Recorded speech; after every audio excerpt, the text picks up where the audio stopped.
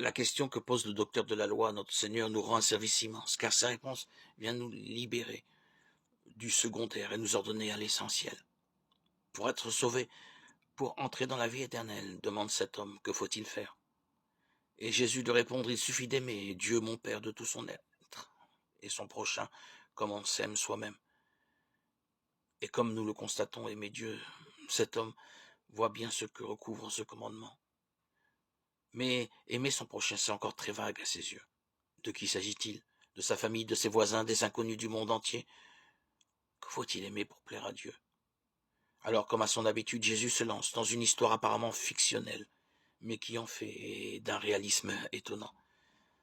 Et c'est la fameuse parabole du bon samaritain qui prend naissance et qui va illuminer de sa puissance charitable tous les amis du Christ. Nous voilà donc sur une route qui conduit à Jérusalem.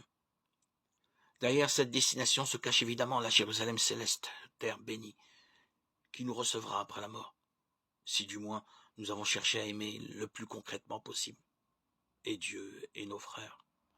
Sur cette route, un homme est sauvagement attaqué, il gît dans un fossé couvert de sang. Un prêtre passe indifférent. Il n'a ni cœur, ni main, ni d'ailleurs envie de porter secours à ce pauvre homme. À ce désastre d'égoïsme se joint à présent un lévite, donc un employé du temple, autrement dit un sacristain. Et bien qu'il remue son encensoir tous les jours, il ne lève pas non plus le petit doigt pour secourir cet homme.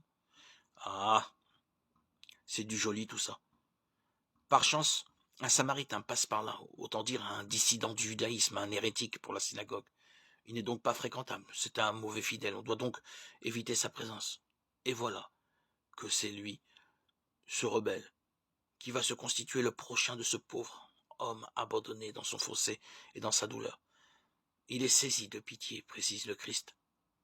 Cette remarque est essentielle. Mais quoi? Quand le cœur, quand la sensibilité ne vivront pas, c'est terminé, on ne fait plus rien pour qui que ce soit. Je vous donnerai un cœur de chair et vous perdrez votre cœur de pierre. Notre samaritain soigne donc le blessé, le prend sur son âne, le dépose dans une auberge et paie pour lui sa chambre. C'est un saint homme. La conclusion ne se fait pas attendre. Qui a été le prochain de cet homme? Demande alors Jésus. Et le docteur de la loi de répondre. C'est celui qui a fait preuve de bonté, donc notre frère, le samaritain. Alors le Christ conclut. Et c'est ici qu'il est génial. Fais la même chose, lui dit-il, sois charitable à l'extrême avec qui est dans le besoin ou dans la souffrance. Et n'oublie pas non plus que si le samaritain de cette histoire s'est fait le prochain par excellence de cet homme roué de coups, il te revient d'aimer tous les samaritains de la terre, autrement dit tous ceux qui m'appartiennent, pas à ta communauté de croyance. Voilà une bonne leçon pour nous tous, qui trop souvent n'aimons que ceux qui nous aiment.